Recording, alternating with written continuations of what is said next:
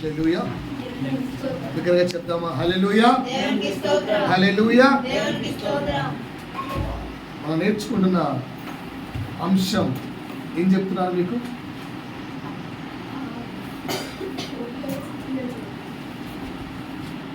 ఏం నేర్పిస్తున్నాను? Thank you. 2 నెలల కిందట ఉన్నారు. ఇంకా 2 months బ్యాక్ చెప్పాను ఓపికగా సత్క్రియలు చేయాలని. 2 నెలల కిందటి మాట చెప్తున్నారు.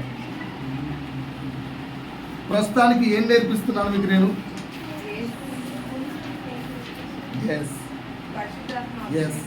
పరిశుద్ధాత్ముడి అభిషేకము పొందడం ద్వారా నాకు యేసయ్య తెలుసు అని చెప్పగలం. పరిశుద్ధాత్ముడి అభిషేకము పొందడం ద్వారా మనము నాకు యేసయ్య తెలుసు అని చెప్పగలం.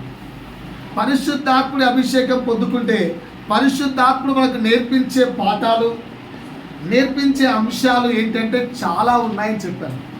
అందులో ఒక 10 ధ్యానిద్దామని చెప్పాను. కరెక్ట్ కదా?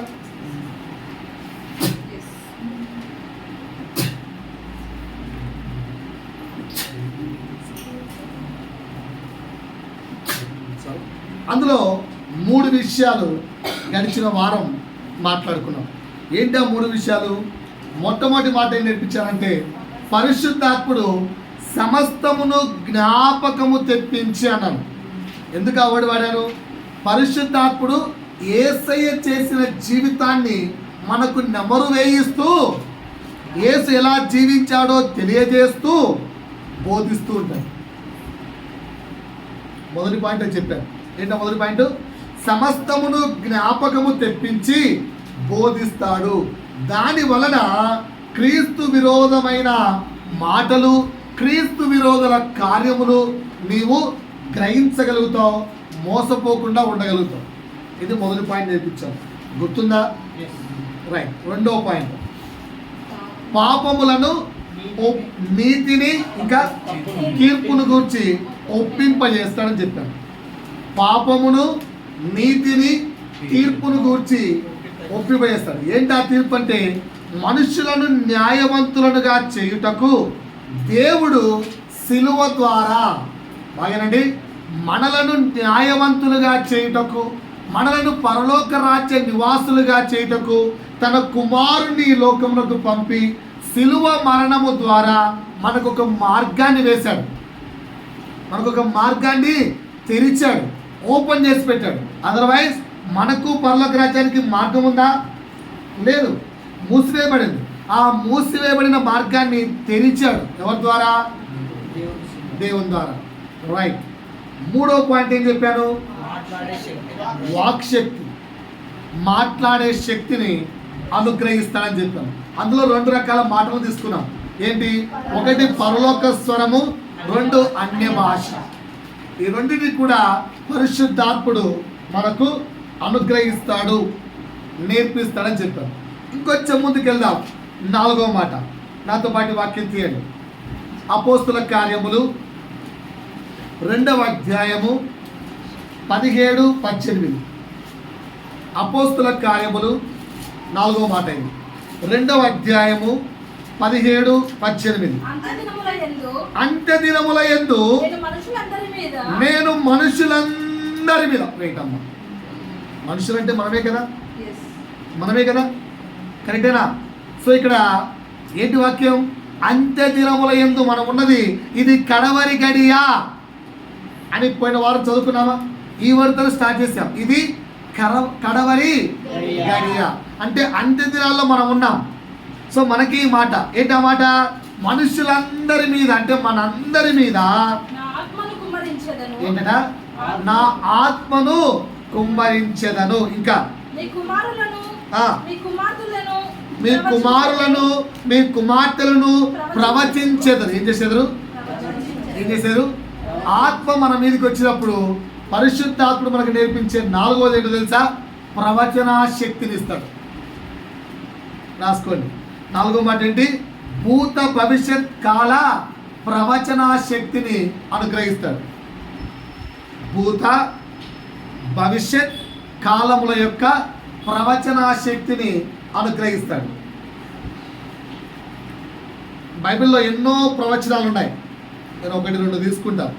దాని నుంచి నేర్చుకోవాల్సిన పాఠం మనకేమైనా ఉందేమో నేర్చుకుందాం. అపోస్తుల కార్యములు 11వ అధ్యాయము. చాలా మటుకు ఇక్కడ ఏ అంశం మీద ధ్యానం ఉంచుతారు అందరూ? అపోస్తుల కార్యములు 11వ అధ్యాయంలో ఉంటుంది. అంతియొకలో మొట్టమొదట వీరు క్రైస్తవులనబడిని. అది బాగా గుర్తుండిపోయే అంశం. దాని కింద పేరా చూద్దాం. అంటే 27 నుంచి 30 వరకు. ఆ దినముల యందు ప్రవక్తలు యెరూషలేములో నుండి అంతియొకయకు వచ్చిరి. వారిలో ఈయన ఒక ప్రవక్త. సో మనం ఎప్పుడు విన్నాం కదా, ఆగబు, అండర్లైన్ చేసుకోండి. ఆగబు అని ఒకడు నిలువబడి ఏం చెప్పండి, భూలోకమంతట గొప్ప కరువు రాబోతున్నదని ఇది ఆయన చేసిన ఒక ప్రవచనం. అలాగే ఆయన చేసిన ఇంకొక ప్రవచనం కూడా అదే అపోస్తుల కార్యంలో ఉంది. చూడండి, ఇదే పర్సన్. అపోస్తుల కార్యములు 21:10-11 అక్కడ పౌలు గురించి ప్రవచనం ఇస్తాడు.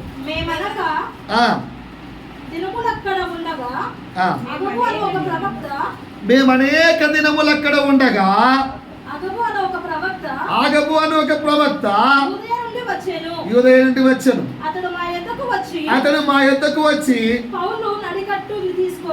పౌలు నడికట్టు తీసుకొని తన చేతులను కాళ్ళను కట్టుకొని యెరూషలేములోని యూదులు ఈ నడికట్టు గల మనుష్యుని ఈలాగు బంధించి అన్యజనుల చేతికి అప్పగింతురని పరిశుద్ధాత్మ చెప్పుచున్నాడనను. అయ్యా పౌలు గారు, నిన్ను కూడా ఇప్పుడు నన్ను ఎలాగైతే కట్టేసుకున్నానో అలా నిన్ను కూడా యెరూషలేము ప్రజలు చేస్తారంట. యూదేయ ప్రజలు కట్టేస్తారు, అన్ని జనులకు అప్పగిస్తారు నిన్ను. ఆ విధంగా పౌలు గురించి ప్రవచించాడు ముందే ఎవరు? ఆగం. అట్ ద సేమ్ టైం 11వ అధ్యాయంలో చూసాము, ఏం రాబోతుంది? భూలోకమంతట గొప్ప కరువు రాబోతుందని ముందే ప్రకటించారు. ఎవరు? ఆగం ప్రవక్త. కిందకి వెళ్ళండి. ఇంకా క్లారిటీగా మనం చరిత్ర చూసుకుంటే కూడా చరిత్రలో మ్యాచ్ అయ్యేటట్టుగా అది క్లౌదియా చక్రవర్తి కాలమందు సంభవించను. ఇంకా స్పష్టంగా మెన్షన్ చేశారు బైబిల్లో. మన హిస్టరీ చూస్తే హిస్టరీలో ఉంటుంది. పాయింట్ అర్థమైందా? ఇక్కడ నేను లేదా మనము నేర్చుకోవాలి అని నేను ఆశిస్తున్న అంశం ఏంటంటే, ఎందుకు ప్రవచన శక్తి ఇస్తాడు దేవుడు? ఎందుకు పరిశుద్ధాత్ముడు ప్రవచించే శక్తిని మనకు అనుగ్రహిస్తున్నాడు? మనమేమో ప్రయత్నించలేదా? మనము ప్రయత్నిస్తే అక్కడ బైబిల్లో స్పష్టంగా రాబడింది, అంత్య దినముల యందు నా ఆత్మను మీ మీద కుమ్మరించెదను, ఎందుకంటే మీరు ప్రవచన శక్తి నొందుదురు, ప్రవచించెదరు. What is going to be happened? ఆ విధంగా ఈ మధ్యకాలంలో పెద్ద పెద్ద పాస్టర్లు వస్తే చిన్న చిన్న విశ్వాసాలంతరం ఆ పాస్టర్ దగ్గరికి పరిగెత్తుకుంటూ పోతున్నాం. ఎందుకు? ఏమన్నా చెప్తాడేమో అని. ఇలా మరి చెప్పలేంటి ఆన్సర్. ఎందుకు ప్రవచన శక్తి కావాలి మనకు? ఆన్సర్ చెప్తే రాసుకోండి, క్వశ్చన్ వేసుకోండి. ఎందుకు ప్రవచనములు అవసరం? ఎందుకు ప్రవచించడం అవసరం? ఎందుకు ప్రవచన శక్తి కావాలి? Why the Christians has to, ఎందుకు ప్రవచించాలి? ఫర్ ఎగ్జాంపుల్ ఇప్పుడు మన శ్యామ్ ఉన్నాడు, అంత్యకాలంలో దాని కింద క్లియర్ అవ్వని రాయబడింది, మీ పిల్లలు ప్రవచించదని రాయబడింది. నిజంగా తల్లిదండ్రులు ప్రార్థనలు కూర్చొని పిల్లలు ప్రార్థనలు కూర్చోబెట్టి గట్టిగా పోరాడితే, ప్రభుతో ప్రార్థనలు కూర్చుంటే ప్రవచించే శక్తి మీకు వస్తుంది. మనం ప్రయత్నించట్లేదు. మనం ఏమైపోతున్నామంటే ఎందుకు చెప్పకుండా లోకంలో మునిగిపోయి వాటిలో బిజీ అయిపోతున్నాం. సహోదరులారా, వాక్యాన్ని ఒకసారి పట్టుకోండి. సో ఎందుకు ప్రవచించాలి రాసుకోండి బాగా. ఒకసారి నా వైపు చూడండి. ఫర్ ఎగ్జాంపుల్ ఇప్పుడు వచ్చి, సార్ నేను ఐఐటి అడ్వాన్స్ రాస్తున్నాను, నాకు ఎన్నో ర్యాంక్ వస్తాను అనుకో, నానా నీకు 9వ ర్యాంక్ వస్తుంది అన్నా అనుకో, ఆయనకి అన్నట్టుగానే 9వ ర్యాంక్ వచ్చింది అనుకో, ఇక్కడ జనాలు క్యూ కడతారా గట్రా. ఎందుకు అంటే జనములకు అంటే వాడి గురించి ముందే తెలుసుకోవాలి, ముందే ఎరగాలన్న ఆసక్తి, ముందే ఏం జరుగుతుందో తెలుసుకోవాలని కదా. సో ఇక్కడ 2 పాయింట్స్ చెప్తున్నాడు. ఎందుకు ప్రవచన శక్తి దేవుడు ఇస్తాడంటే టు బికమ్ పాపులర్. మరి నేను ఇక్కడ మీ అందరి గురించి ప్రవచించాను అనుకో, నన్ను పాపులర్ చేస్తారా చేయరా? మరి ఏం చేయరు, ఏంటి సార్ ఫుల్ పాపులర్ అయిపోయి నేను ఓకేనా. రేపు నీట్ ఎగ్జామ్ వస్తుంది, నీట్ ఎగ్జామ్ ర్యాంక్ ముందే చెప్పాను అనుకో, ఏదో ఒక కొనలో మా డాడీ చెప్పిందంటే జరిగిపోతుంది. ఉందా లేదా మైండ్లో? అంటే పాపులర్ రాసుకోండి, టు బికమ్ పాపులర్. కరెక్టా? రాసుకుంటారు అందరూ. కానీ దేవుడు ప్రవచన శక్తి ఇచ్చేది టు బికమ్ పాపులర్ కాదండి. మనము దాన్ని చక్కగా ఉపయోగించుకోక, ఒకటి విశ్వాసుల యొక్క అజ్ఞానమై ఉండొచ్చు, 2 పాస్టర్ల యొక్క పాపులారిటీ ఆసక్తి అని ఉండొచ్చు. ఇష్టానుసారంగా ప్రవర్తిస్తూ, ఇష్టానుసారంగా ప్రవచన శక్తిని వాడుకుంటూ వాళ్ళు పాపులర్ అయిపోతున్నారు. జనాల్ని దేవుని వైపు తిరగకోకుండా వారి వైపు తిప్పుకుంటున్నారు. పరిశుద్ధాత్మ దేవుడు ప్రవచన శక్తిని ఇచ్చింది అందుకు కాదు, కానీ మనకు మాత్రం ఎక్కడో ఒక గోల, ఎక్కడో ఒక ఆశ. అటుకెళ్ళి ఏమవుతుంది పాస్టర్ గారు, ఏమవుతుంది, వచ్చదా, రాదా, జరుగుతుందా? ఈ కొనలో నేను కూడా ఉండేవాడిని, అందరంతే. కానీ ప్రవచన శక్తి పరిశుద్ధాత్ముడు నీకే ఇస్తా ఉంటున్నాడు, ఆయనకేమీ వ్యత్యాసం లేదు. కానీ మనం మాత్రం అలా తయారయ్యాం. ఇంకోటి ఏం చెప్పంటారా, అలా చెప్పి నేను పెద్ద జ్యోతిష్కులు అయిపోతున్నాను ఈ మధ్య. బాబా అన్నట్టు ఏమన్నంటే, సార్ అయితే పాస్టర్ గారు సరే వెళ్ళిపో, పాస్టర్ వెళ్ళిపో అంటే కొండంత బలం విశ్వాసికి. ఓకేనా పాస్టర్ గారు జాబ్ వస్తుందంటవా, జాబా ఇలా అని వచ్చేసింది పో అని అనుకో. ఇక్కడ ఎందుకు పాస్టర్ వచ్చేస్తుంది అంటే దేవుని అడిగి చెప్పేవాళ్ళు చాలా తక్కువ. ఏంటంటే నీలో ఒక కాన్ఫిడెన్స్ పెంచడానికి. 7th క్లాస్ పిల్లలకు మోరల్ సైన్స్ చెప్పినప్పుడు ఒక లెసన్ చెప్తాం. దాంట్లో ఒక బిజినెస్ మ్యాన్ వ్యాపారాలు మొత్తం ప్రారంభించి 0 అయిపోయాడండి. ఇంకా చనిపోదామని చెప్పి తీరా హ్యాంగింగ్ వేసుకునేటప్పుడు ఒక చిన్న మెసేజ్ వచ్చింది. అంటే ఆ వ్యక్తి తెలిసిన ఊర్లో ఒక వ్యక్తి చాలా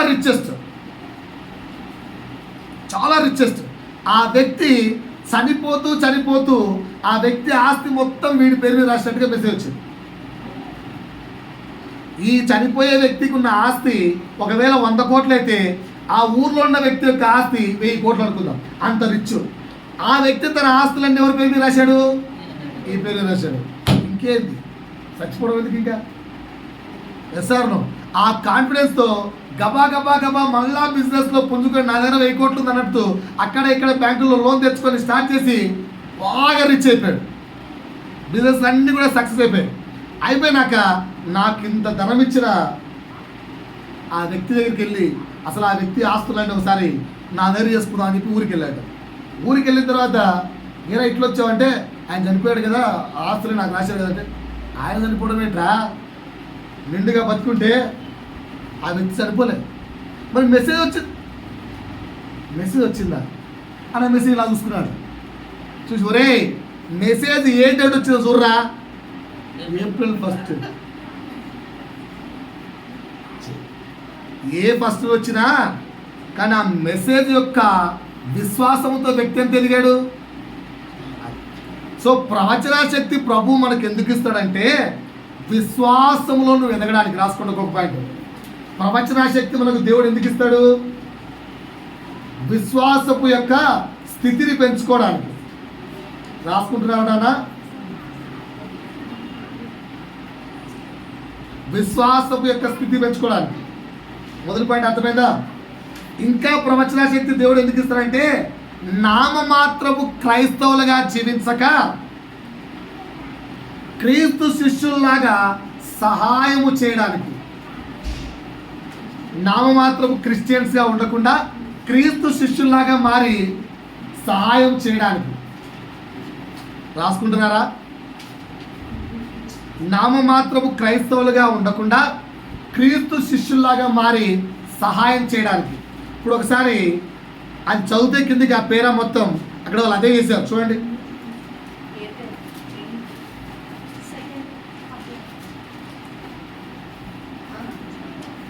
అప్పుడు శిష్యులలో ప్రతివాడును తన తన శక్తి కొలది యూదయలో కాపురమున్న సహోదరులను సహాయము పంపుటకు నిశ్చయించుకున్నారు. అలాగున చేసి బర్నబా సౌలు అను వారి చేత పెద్దల యొద్దకు దానిని పంపింది. ఇక్కడ ఏం చేశారండి? కరువు వస్తుందని ముందే సంభవించినప్పుడు, కరువు వస్తుందని ముందే తెలిసినప్పుడు, అయ్యో ఏం జరగబోతుందని ముందే తెలిసినప్పుడు నామమాత్రపు క్రైస్తవులు వాళ్ళు ఉపయోగం చేయలేదు. వాళ్ళందరూ కూడా దాని కొరకు ప్లాన్ చేసి సర్టన్ అమౌంట్ కూడగట్టుకొని ఆ ప్రాంతాలకు కావలసిన అవసరత తీర్చారు. అంటే రాబోయే పరిస్థితి నీకు ముందే తెలిసినప్పుడు దాని గురించి నువ్వు నిజమైన క్రైస్తవుడిగా మారడానికి ప్రవచనం వస్తుంది. రెండో పాయింట్ రాసుకున్నారా? రెండో పాయింట్ ఏంటి? నిజమైన క్రైస్తవుడిగా మారి సహాయము చేయడానికి ప్రవచనం. 3, ఐక్యతను ప్రేమను పెంచడానికి ప్రవచన శక్తి ఇస్తాడు దేవుడు. ఐక్యతను ప్రేమను పెంచడానికి ప్రవచన శక్తిని ఇస్తాడు. ఐక్యతను ప్రేమను పెంచడానికి ప్రవచన శక్తిని ఇస్తాడు దేవుడు. 4 ప్రవచన శక్తిని ఇచ్చేది ప్రభువుకు నీ పట్ల ఉన్న ఉద్దేశాన్ని నువ్వు తెలుసుకోవడానికి, దేవుని ఉద్దేశాన్ని ఎరగడానికి. మనం ప్రయత్నిస్తే ఇన్ని క్యారెక్టర్స్ వస్తాయి. దేవుని యొక్క ఉద్దేశమును ఎరగడానికి, to know the will of God on you. నీ పట్ల దేవుడి యొక్క ఉద్దేశము ఎరగడానికి భక్తులు ప్రవచిస్తారు, దేవుని శిష్యులు ప్రవచిస్తారు. ఓకేనా? 5 ఎందుకు ప్రవచనం వస్తుందంటే 5 అపవాదికి చోటివ్వక జ్ఞానంగా నడుచుకోవడానికి, అపవాదికి చోటివ్వకుండా జ్ఞానంగా నడుచుకోవడానికి. ఎగ్జాంపుల్ చెప్పండి. ముమ్మారు ఏంటా? ముమ్మారు నన్ను ఎరుగరని నీవు చెప్పేదవు అని ముందే ప్రవచించాడా యేసయ్య? సో ముందే ప్రవచించినప్పుడు పేతురు అపవాదికి చోటివ్వకుండా ఏం చేయాల్సింది? జాగ్రత్త పడాల్సింది. ప్రవచనం చెప్పినా ప్రభువా దీని నుంచి బయటపడే మార్గం లేదా ఏంటి, ఎలా? అసలు ప్రభువుని ఆశ్రయించలేదు.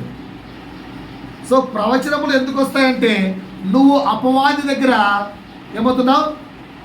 అపవాదికి చోటు ఇవ్వకుండా నిన్ను నువ్వు కాపాడుకోవడానికి, లేదా నిన్ను నువ్వు సిద్ధపరచుకోవడానికి, లేదా జ్ఞానంగా నడుచుకోవడానికి ముందే ప్రవచనం వస్తుంది. కానీ మనమేమో దాన్ని నిర్లక్ష్యపరుస్తూ ఉంటాం. జరిగిపోయిన తర్వాత ముందే కలలో చూపించారు, ముందే నాకు తెలిసింది, ఇన్ని ముందేలనే బదులు ముందే నీకు తెలిసింది ఎందుకు? నువ్వు జాగ్రత్త పడ్డాను.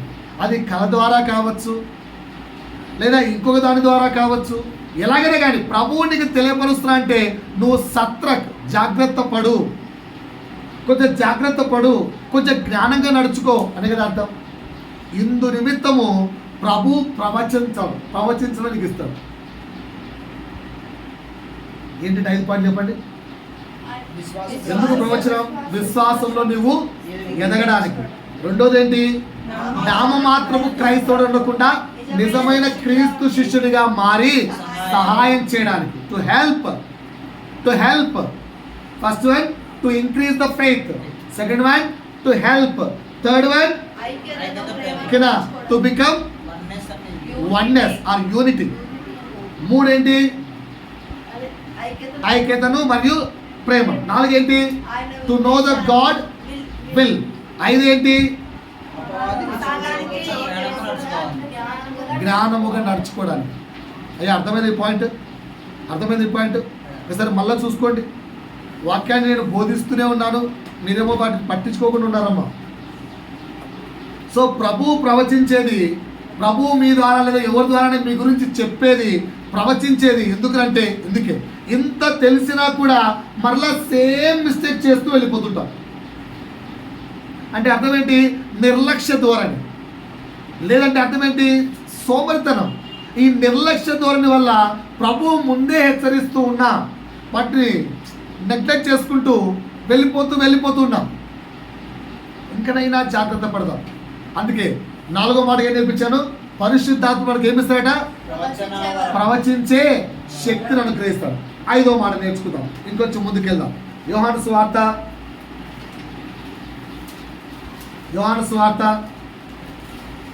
16వ అధ్యాయము 13 నుంచి 15 వరకు.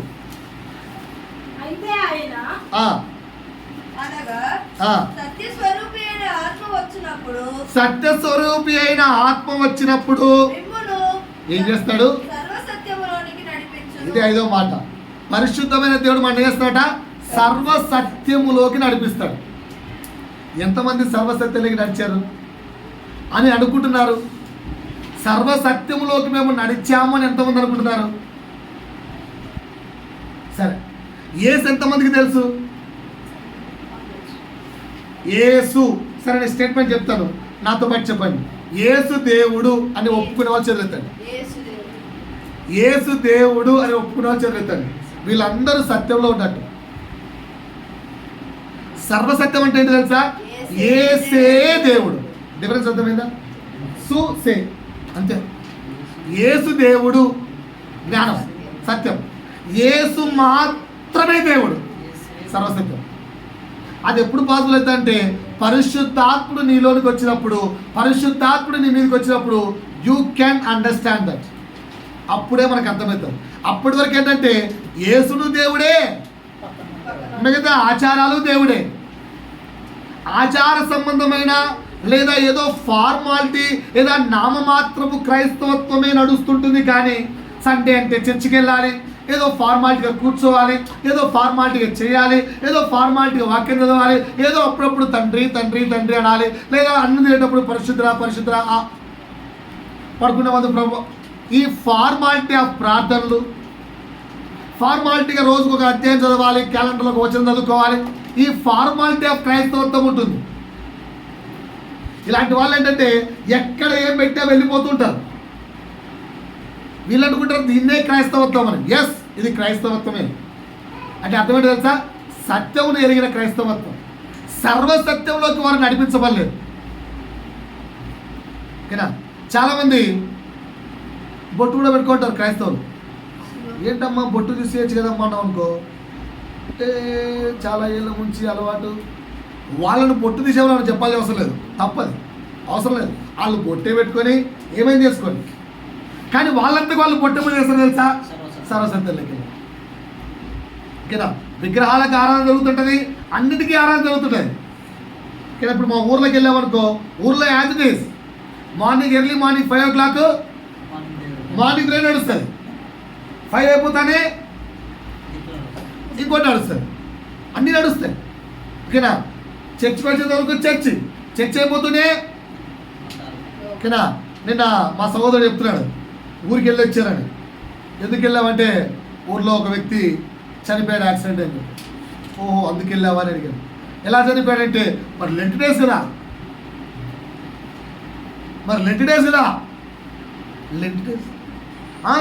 లెంట్ డేస్ కనుక ప్రార్థన కుటుంబాలు అన్నీ ఉంటాయట. అందుకని చెప్పి మందు కింద మానేశారట. సో ప్రార్థన అయిపోయిన తర్వాత ఏమేయాలి? ఫ్రెండ్స్ బలవంతం చేస్తే వేసాడు 2. వస్తూ గుంత కనిపించలేదు, దాంట్లో పడిపోయాడు. పాపం పడిపోయింది. సో అంటే ఏంటి? స్టార్టింగ్ భక్తి, నెక్స్ట్ ఎంజాయ్మెంట్. సో రెండు నడుస్తున్నాయి. ఎందుకంటే ఇది కేవలం సత్యం. లెంట్ డేస్ అంటే ఉపవాసాలు ఉండాలి, సత్యం. సర్వసత్యంలోకి వెళ్ళలేదు. ఎందుకుంటున్నాం ఏంటి ఇది నేర్చుకోలేదు. నా సంగమా, ప్రియ సంగమా, నా ఆశ ఏంటంటే దేవుడు నాకు తెలియబోతున్నట్టు మీరు ఇంకా సత్యం దగ్గర ఆగిపోకండి. సర్వసత్యంలోకి వెళ్దాం. ప్రభుతో నిజంగా ఏమి కోరుకుంటాడో తెలుసుకుందాం. అది పరిశుద్ధాత్ముడు మన మీదకి వచ్చాడు మనకు తెలియజేస్తాడు. పాయింట్ అర్థమైందా? రాసుకున్నారా? 6వ పాయింట్లోకి వెళ్దాం. 6 తీతు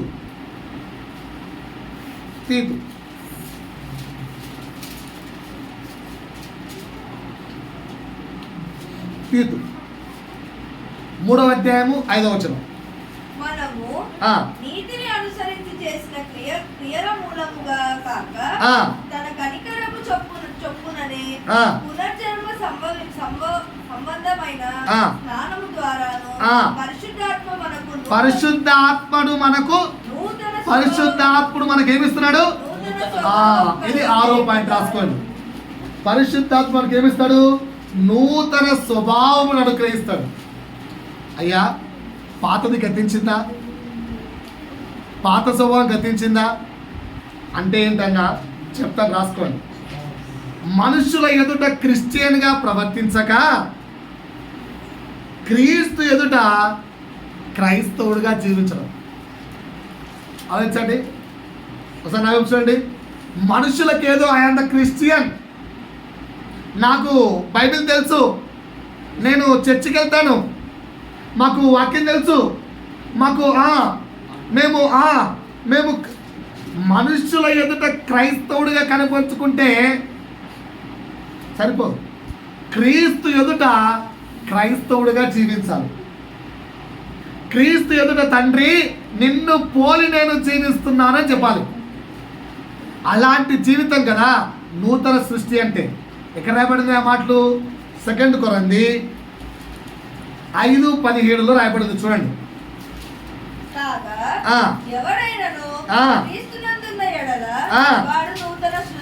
ఎవరైనను దేని యందున్న ఎడల? ఎవరైనను క్రీస్తునందు ఉన్న ఎడల వారు నూతన సృష్టి. పాతవి అంటే ఏంటో తెలుసా? తనను తాను ఉపేక్షించుకుంటూ శరీరమును నలగగొట్టుకుంటూ ఆత్మీయంగా జీవించడం కొత్త జీవితం. కొత్త జీవితం అంటే ఏంటి? తనను తాను ఉపేక్షించుకోవాలి. శరీరం కోరుకుంటుంటుంది, శరీరం ఆశపడుతుంటుంది. శరీరం ఆశించే ప్రతిదానిని కూడా చంపుకొని, వదులుకొని, వద్దనుకొని ఆత్మ చెప్పినట్టుగా జీవించే నూతన సృష్టిగా నిన్ను మారేలా పరిశుద్ధాత్ముడు చేస్తూ ఉంటాడు. నువ్వేం చేస్తున్నావు? పరిశుద్ధాత్ముడికి సహకరిస్తున్నావా? ఇంకా చెప్పాలంటే లోకానుసారమైన అలవాట్లను మానుకొని ఆత్మానుసారమైన జీవితాన్ని ప్రారంభిస్తాడు దేవుడు. పరిశుద్ధాత్మను చేసే పని. ఆత్మానుసారమైన అలవాటు అంటే ఏంటన్నా? అదే దాంట్లో 15వ వచనం ఉన్నా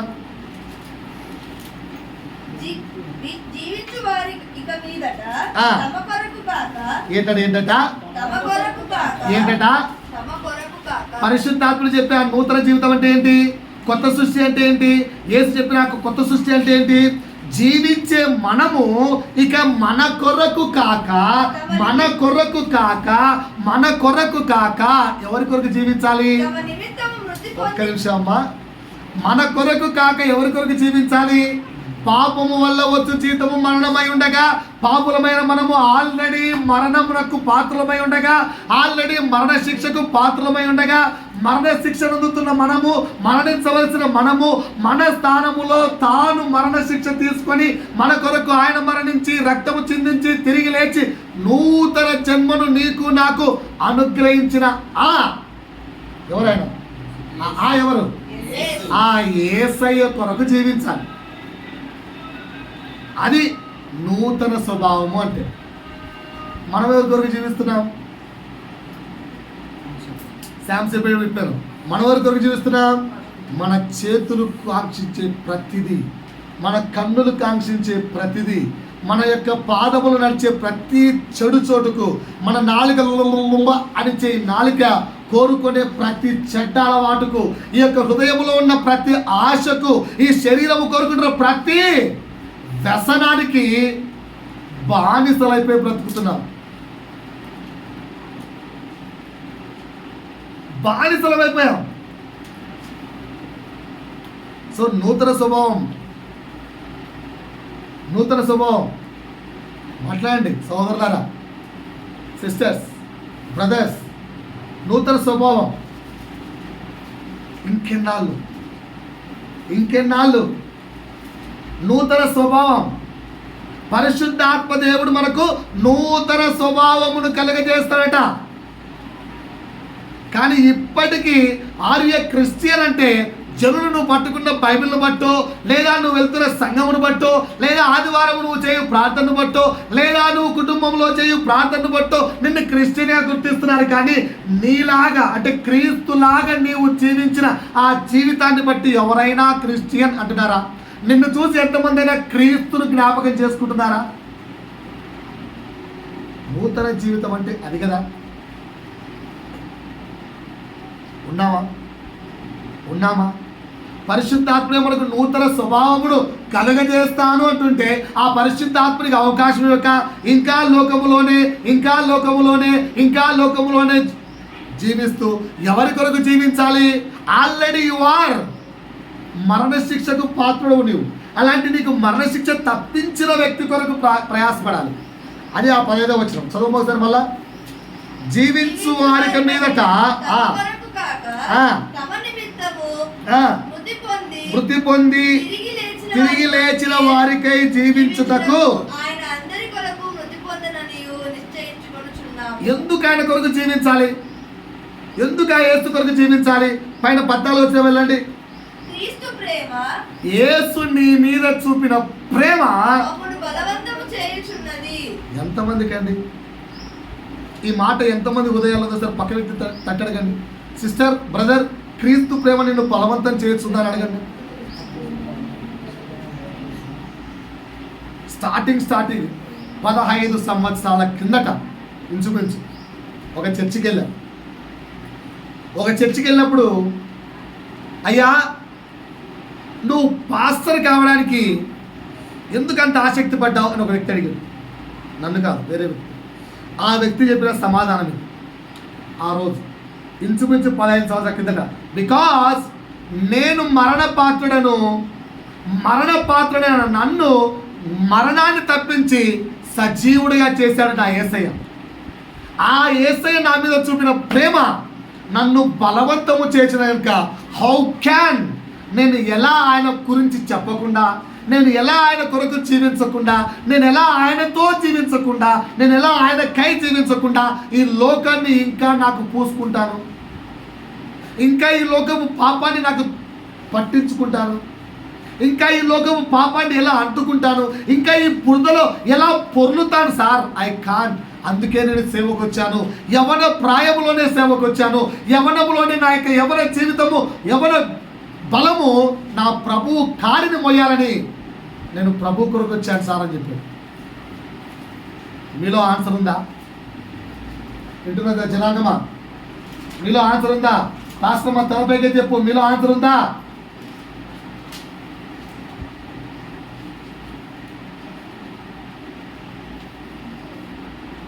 యవనస్తులారా, మీలో ఆన్సర్ ఉందా? ఈ వారం టాస్క్ ఇస్తాను. ఒక వారం మళ్ళా వచ్చే ఆదివారం అడుగుతాను. పునరుత్థానం కదా వచ్చే ఆదివారం, అందరికి తెలుసుగా వరల్డ్ మొత్తం పునరుత్థానం జరుగుతుంది కదా. ఈ వారము మట్టల ఆదివారం కదా, ఓకేనా? జయము జయము జయము జయమని పాడుకుంటే వారం కదా. ఎంతమంది మొబైల్ ఫోన్ల మీద జయాన్ని పొందుకుంటారు? రాసుకొని రండి. రోజుకు mobile phone less than ½ an hour use చేస్తే నువ్వు జయం పొందినట్టు. నీ screen less than ½ an hour on అయితే నువ్వు జయం పొందినట్టు. ప్రయత్నించండి. ఉన్నారా? లోకమును అంటించకుండా ప్రభు కొరకు నేను బ్రతుకుతాను ఉందా? ఆలోచించుకోండి. సో 6వ మాట ఏం చెప్పారండి? పరిశుద్ధాత్మ మనకి ఏమిస్తాట? నూతన స్వభావమును. టార్గెట్ ఇచ్చాను. గ్రూప్ ఉంది, గ్రూప్లో పెట్టండి. సార్ ఈరోజు డేట్, నేను కేవలం 10 minutes వాడుకున్నాను మొబైల్ ఫోన్, 20 minutes నా స్క్రీన్ ఆన్ పెట్టండి, చూద్దాం. గెలిచిన వాళ్ళు స్పెషల్ గిఫ్ట్ ఇస్తా. గెలిచిన వాడికి స్పెషల్ గిఫ్ట్ ఇస్తా. ఓకేనా? ఏమిస్తారు చెప్పరు, స్పెషల్ గిఫ్ట్ ఇస్తా. ఓకేనా? గెలవండి. పర్సనల్ ఫోన్స్ నేను యంగ్స్టర్స్ కాదు, ఫోన్స్ ఉన్న వాళ్ళు చెప్తున్నాను. ఓన్లీ హాఫ్ అన్ అవరే మీ ఫోన్ యొక్క స్క్రీన్ దాంట్లో తెలుస్తుంది నీట్గా ఎన్ని గంటల్లో ఫోన్ వాడేవాడే. పొరపాటున రాసేందుకు వచ్చే సండే చెక్ చేస్తాను మీ ఫోన్ ఎన్ని గంటలు వాడాలని. రైట్. 7వ మాట, పరిశుద్ధాత్మ మనకు నేర్పించే 7వ మాట, అపోస్తుల కార్యములు 4వ అధ్యాయము 31. అంతకంటే ముందు అలా ఓపెన్ చేసుకొని పెట్టుకోండి, నాతో మాట్లాడండి. అపోస్తుల కార్యములు 4వ అధ్యాయము 31, 31, 4:31. చదవకమ్మా, నా చూడండి అందరూ. ఏనా నాన్న పేతురు, నువ్వు కూడా యేసు యొక్క మెంబర్వేగా. ఏమన్నాడు పేతురు? మొదటిసారి. రెండోసారి అయితే మళ్ళీ ఏమన్నాడు? నాకు అసలు అయితే పరిచయం లేదు, ఏ సంబంధం లేదు. మూడోసారి అయితే ఏమన్నాడు? నేను ఎరుగను. 3 సార్లు అబద్ధమయ్యాడా? 3 సార్లు అబద్ధమయ్యాడా? ఇప్పుడు అపోస్తుల కార్యములు 3వ అధ్యాయంలోకి వద్దాం. 3వ అధ్యాయం 4వ వచనం. పేతురును యోహానును వారిని తేరి చూచి మా తట్టు చూడుమనిరి. ఎవరిని? ఆ యొక్క ఆలయం దగ్గర ఉన్న శృంగారమును, ఆ యొక్క డోర్స్ దగ్గర ఉన్న ఒక భిక్షగాడు. వాడు ఆ భిక్షగాడు వారి యొద్ద ఏమైనా దొరుకునని, ఆ పేతురు యోహాను దగ్గర ఏమైనా దొరుకుతుందేమో అని ఆశగా చూడగా కనిపెట్టుచు వారి యొద్ద లక్ష్య ఉంచెను. అంతటా పేతురు, వెండి బంగారములు నా యొద్ద లేవు గాని, ఏం లేవు. వెండి బంగారం రైట్. మరి ఏముంది? గాని నాకు కలిగినదే నీకు ఇచ్చుచున్నాను. ఆ కలిగినది ఏంటి? నజరేయుడైన యేసు క్రీస్తు నామమున. అంటే నాతో ఎవరున్నారు? నజరేయుడైన యేసు. మీతో ఎవరున్నారు? నాతో ఎవరున్నారు? నజరేయుడైన యేసు. మీతో ఎవరున్నారు? నాతో ఎవరున్నారు? నజరేయుడైన యేసు. మీతో ఎవరున్నారు అడుగుతున్నాడు. ఉన్నారు కదా? నజరేయుడైన యేసు నామమున నీవు నడవమని చెప్పాడు. భిక్షగా లేచాడు, నడిచాడు. ఆ తర్వాత జరిగిన అంశం ఏంటి?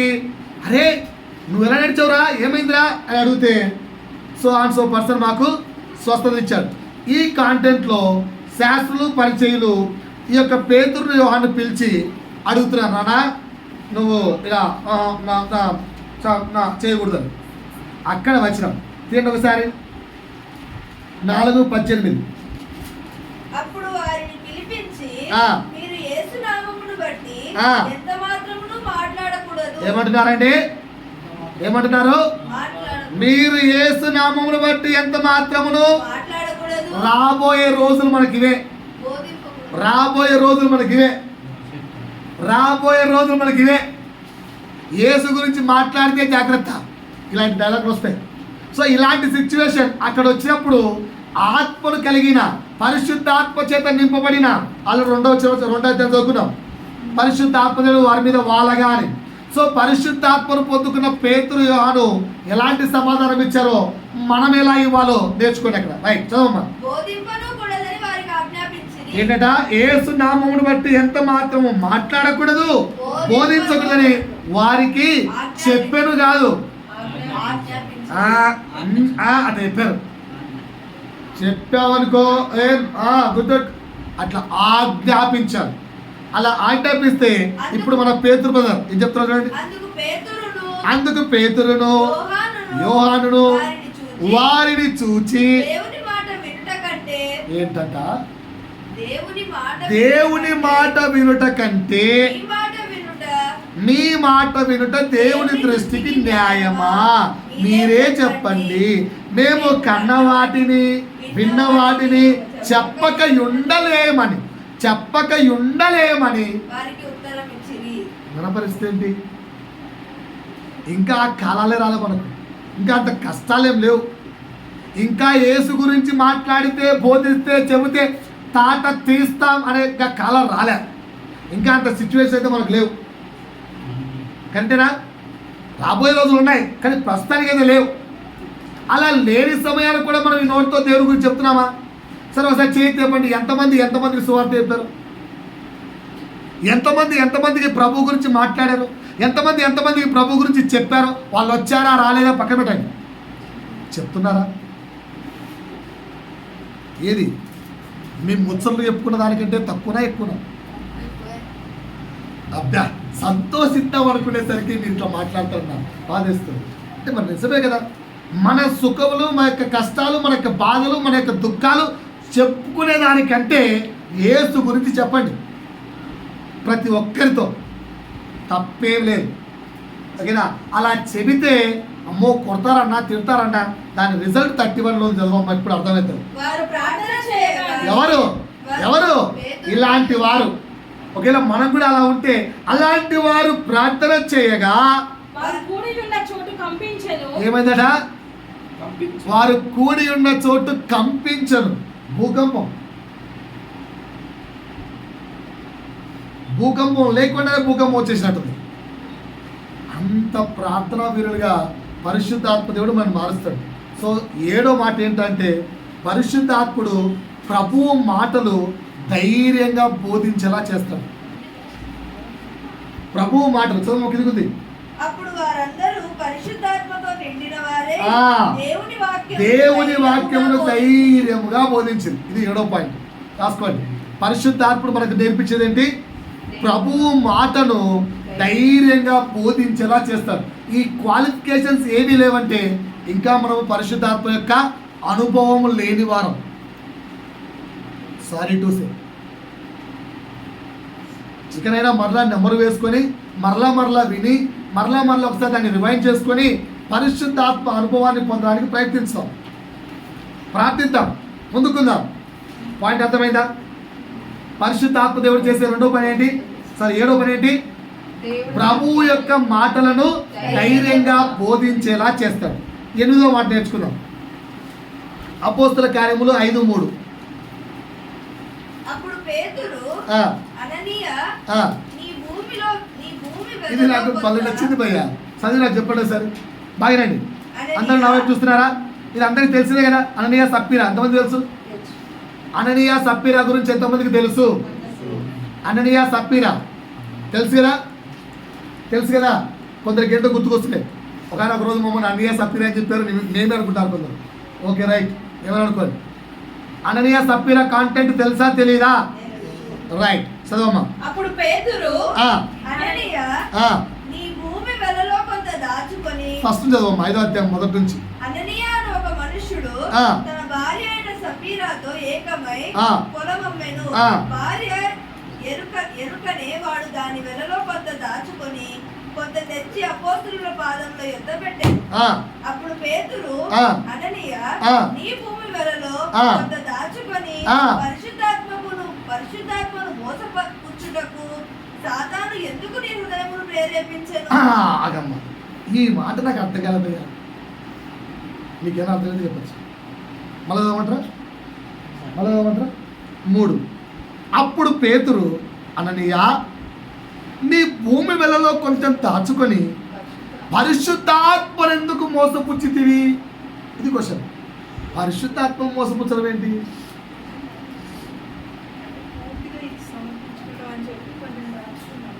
మా ఇష్టం. ఎవరికి ఇచ్చాడు? వచ్చి ముందు చెప్పాడా? ఓకేనా? అయితే ఇది దేవుని మోసం చేశాడు కదా. పరిశుద్ధాత్మ ఏంటి చెప్పండి సిస్టర్స్, బ్రదర్స్. దేవునితో ఎలా మాటించుకున్నాను అనుకో, ప్రభువా ఇదిగో నేను ఈ భూమి మొత్తం అమ్మేసి నీకు ఇద్దాం అనుకుంటున్నా అని మాటిచ్చాడు. రైట్, మోసం ఏం చేసినట్టు?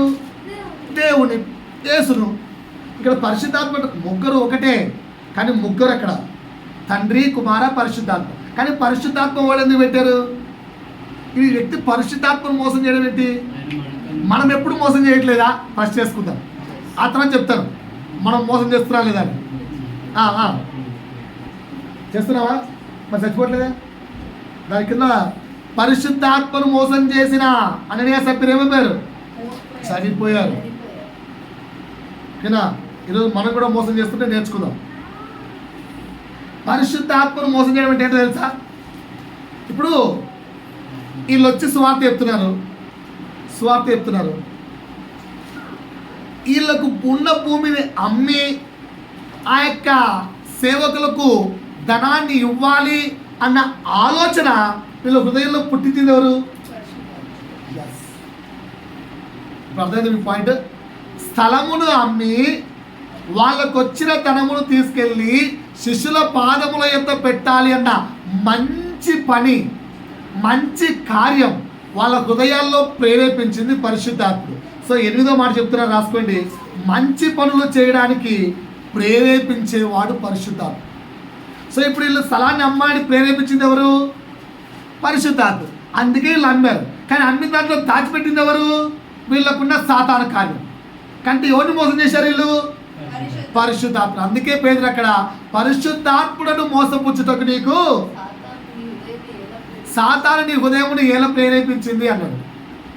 సో మంచి మంచి పనులు ఈ భూమి మీద నువ్వు చేయాలంటే, నువ్వు జీవించే కాలం అంతా నీ యొక్క లైఫ్ స్పాన్ ఒక 70 సంవత్సరాలు, 60 సంవత్సరాలు, 50 సంవత్సరాల, 100 సంవత్సరాల నువ్వు మంచి పనులు చేయాలంటే నీలో ప్రేరేపణ పుట్టించేది ఎవరు? హోలీ స్పిరిట్, పరిశుద్ధాత్ముడు. మంచి పనులు చేయడానికి ప్రేరేపించేది పరిశుద్ధాత్ముడు. ఇది 8వ పాయింట్. రాసుకున్నారా? మనం ఎక్కడైనా మోసపరుస్తున్నామా చెక్ చేసుకున్నారా? కొన్ని పాయింట్ చెప్తాను. ఎవరికైనా అలా ఉంటే ఈరోజు పరిశుద్ధాత్మని క్షమాపణ అడిగి చచ్చిపోకుండా బతుకుదాం. పరిశుద్ధాత్మని మోసం చేస్తే కంపల్సరీ చచ్చిపోతాం. అది రియల్ డెత్ కావచ్చు, స్పిరిచువల్ డెత్ కావచ్చు. ఆదాము అవ్వ పండు తిన్నారు, చచ్చిపోయారా? కానీ స్పిరిచువల్గా చచ్చిపోయారు. అర్థమైందా? మనం కూడా స్పిరిచువల్గా చచ్చిపోవచ్చు. కంపల్సరీ పరిశుద్ధాత్మ మోసం చేస్తే చచ్చిపోతాం. ఈ వాక్యం నాకు కూడా రాసుకున్నప్పుడు చాలాసేపు ఏడ్చాను. కనుక బోధించేవాడు తెగ అనుకోకండి, మారడానికి ప్రయత్నిద్దాం. ఒకటి, ప్రార్థన చేయమని పరిశుద్ధాత్ముడు ఎప్పుడు మిమ్మల్ని ప్రేరేపించలేదా? కానీ చేయకుండా ఎస్కేప్ అయిపోయిన రోజులు లేవా? ఉన్నాయా లేవా? పరిశుద్ధాత్మను మోసపుచ్చారు. వాక్యము చదవమని, వెళ్ళి బైబిల్ చదువుకోరా, వెళ్ళి బైబిల్ చదువుకో అని పరిశుద్ధాత్ముడు ఎప్పుడు మీకు ప్రేరేపణ పుట్టించలేదా? ఎన్నిసార్లు వాక్యం చదవకుండా వెళ్ళి నీ ఇంట్లో పనులు చేసుకుంటావు? స్త్రీలారా పురుషులారా చెప్పండి, పరిశుద్ధాత్మని మోసం చేయలేదా? ఇవన్నీ మోసాలేనండి. ఈరోజు ఈ పాయింట్ నీకు అర్థమైతే ఇక ముందు అలా పరిశుద్ధాత్మని మోసం చేయకుండా జీవించడానికి అర్థమైతే ఇంకా చెప్తాను. ఓకేనా? దశమ భాగాలు ఇమ్మని లేదా బీదలకి ఇమ్మని పరిశుద్ధాత్మ దేవుడు ఎప్పుడు ప్రేరేపించలేదా? ఓకేనా? నేను నా గురించే చెప్తాను. నేను దశమ ఇచ్చినప్పుడు 12% ఇద్దాం అనుకునేవాడిని. అన్నట్టుగానే ఫస్ట్ 12% ఇచ్చిన తర్వాతనే ₹1 వాడేవాడిని. రూపాయి కూడా వాడేవాడిని కాదు. 12% దేవునికి ఇచ్చిన తర్వాతనే డబ్బులు వాడేవాడిని, శాలరీ వాడేవాడిని, ఖర్చులు వాడేవాడిని. అంతవరకు రూపాయి కూడా అసలు ఖర్చు పెట్టేవాడిని కాదు. కానీ నేను కూడా కొన్ని పాపాలు చేస్తాను. ఏంట్రావంటే ఇచ్చేటప్పుడు సనుక్కోవడం. దేవుడికి ఇచ్చేటప్పుడు సనుగెందుకు వచ్చింది? ఓకేనా? దేవుడికి ఇచ్చినప్పుడు సనుగెందుకు వచ్చింది? 2 కాసులు ఇచ్చినామా ఎందుకంత గొప్పదైపోయింది? తన జీవితం మొత్తం ఇచ్చేసిందంటే రేపేం తినాలి? కానీ ఆమె ప్రభు మీద ఆధారపడింది. ఎవరి మీద ఆధారపడింది? ప్రభు పైన. మరి మనం ఎందుకు 10% ఇస్తేనే సనుక్కుంటుంటా లోపల? దాంట్లో నుంచి కొంచెం దాచిపెట్టి, ఒకవేళ నీకు ఎగ్జాంపుల్ 50,000 అనుకుందాం, 10% ఎంత? 5,000. కానీ లోపల ఏమంటుంటా జీవుడు? ఈసారికి 4,000 ఇచ్చే. నువ్వు 4,000 ఇస్తే ఏంది, 2,000 ఇస్తే ఏంది, 500 ఇస్తే ఏంటి? పాస్టర్కు నువ్వు ఎంత ఇచ్చావో తెలుస్తుందా? ఓకేనా? దాని మీద పేరు రాయాకు, ఊరు రాయాకు, బైబిల్లో పెట్టి వెళ్ళిపో. నువ్వు ఇచ్చావని తెలుస్తుందా, ఎవరు ఇచ్చారని తెలుస్తుంది? ఒకవేళ పాస్టర్ ఇంటికి వచ్చి అమ్మ 1వ తారీఖు వస్తాను కాలికి పిల్లలు కొట్టి అమ్మ మరి తారీఖు 1 రోజు అంటే అది పాపం, అది పాస్టర్కి పాపం. ఇవ్వకపోతే ఎవరికి పాపం? పరిశుద్ధ ఆత్మ నువ్వు మోసపుచ్చుతావు. నువ్వు ఎంత ఇస్తున్నావో పాస్టర్ తెలియాల్సిన అవసరం లేదు. దేవునితో నీ డీలింగ్, మంచి ప్రవర్తన పేదల కొరకు. ఇక్కడ నేను ఏడ్చడానికి కారణం ఏంటంటే పేదలకు ఇద్దామని చెప్పి చాలాసార్లు అనుకున్నాను. ఎక్కడ తీశాను? రూపాయి తీలే.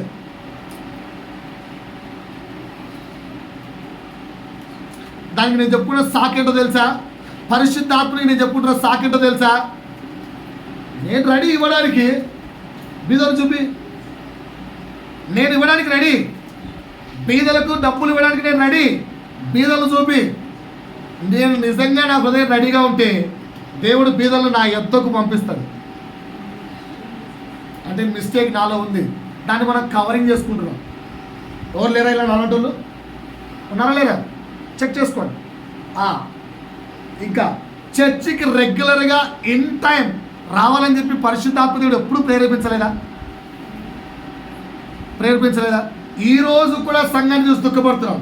నిన్న కూడా చర్చ్ యొక్క మెయిన్ పాస్టర్ అడిగిన ఒకే ప్రశ్న నేను అదే, అన్నా సంఘము చర్చికి టయానికి రావట్లేదన్నా, దానికి ఏం చేయమంటావు? కదా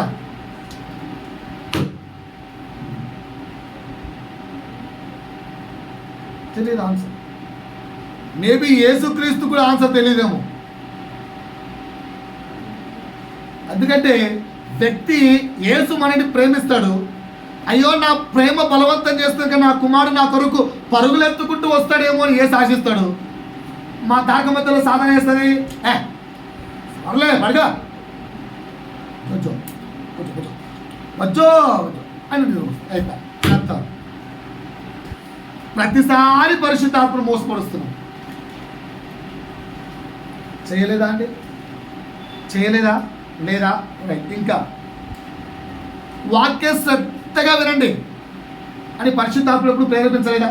ఈ రోజైనా వాక్యాన్ని బాగా వినాలి, రాసుకోవాలి, అంతా నేర్చేసుకోవాలి. ఇంత చేత్తో పెట్టేస్తున్నాం. ఇవన్నీ పరిశుద్ధాత్మ మోసం చేయడమే.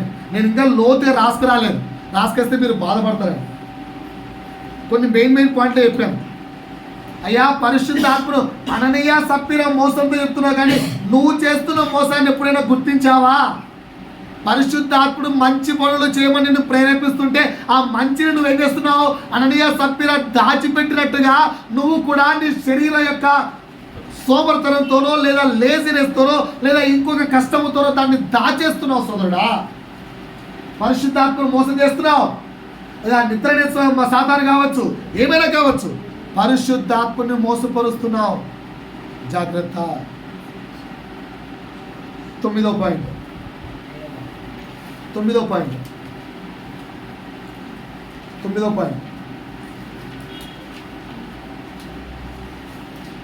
ఓకేనా? సో మరి 9వ పాయింట్ కంటే ముందే 8వ పాయింట్ బాక్స్ పెడదామని చూస్తున్నా. చర్చిలో కంప్లైంట్ బాక్స్, కానుకల బాక్స్. నో కానుకలు, బీదల కొరకు నీ యొక్క ధనం. బాక్స్ వద్దులే, మీ అంతా మీరు తీర్మానించుకోండి. ఇక నుంచైనా సంఘంలో బీదల కొరకు, అది నువ్వు 10 రూపాయలు ఇస్తావా, 20 రూపాయలు ఇచ్చుకుంటావా, నాట్ అండ్ మ్యాటర్. ప్రభుత్వం నువ్వు మాట్లాడుకొని బీదల కొరకు నీ యొక్క వ్యయంలో నుంచి కొంచెం ఖర్చు పెట్టడం ప్రారంభిద్దాం. నేను ఒక్కనే బీదలు ఎదగాల్సిన అవసరం లేదు. సంగమా, ఇది కూడా మీ పని. మీ చుట్టుపక్కల గ్రాజులు లేని వాళ్ళు ఉంటే, ఆకలితో ఉంటే, మాస్టర్ గారు ఇది ఒక సంఘానికి, ఒక కుటుంబాన్ని చూశాను, పాపం వాళ్ళకు గ్రాసరీ లేదు, తినడానికి లేదు అంటే మన సంఘ తరపు నుంచి తీసుకెళ్ళి ఒక 15 రోజులు వాళ్ళు తినడానికి కావాల్సిన గ్రాసరీ ప్రొవైడ్ చేద్దాం. అందుకు మీ వంతు ఏదైనా ఉందంటే మీరు కూడా ముందుకేయండి. బీదలకు ఇచ్చువాడు యెహోవాకు అప్పిచ్చును అనే కాన్సెప్ట్ తీయకండి. బీదలను కనకరించువారు ధన్యులు అనే కాన్సెప్ట్ తీయండి. అబ్బా నేను బీదలకు ఇస్తే దేవుడు నీకు అప్పిచ్చినట్టంట, అందుకే దేవుడు వడ్డీతో నాకు ఇస్తాడు, ఇలాంటి ఆశలతో ఇవ్వకండి. అర్థమైందా? బీదలను కనకరించడం మన యొక్క బాధ్యత. సో మీ చుట్టుపక్కల కానీ మీ ఊర్లో కానీ ఎక్కడ ఎరిగి ఉండి బీదవాడుండి అతను తినడానికి లేకుండా ఉంటే ఇద్దాం. మొత్తం మనం ప్రొవైడ్ చేయలేం, కానీ కొంచెం మటుకు మొత్తం ప్రొవైడ్ చేయలేం. ఒక 10 రోజులు తృప్తిగా తిరగలుగుతాడు కదా. మన పేరు ఊరు చెప్పకుండా క్రీస్తు పేరు చెప్పిద్దాం. సో దీనికి ప్లాన్లు చేయండి, వెతకండి. ఈ నెల నుంచైనా ప్రారంభిద్దాం. ఏం చేద్దాం?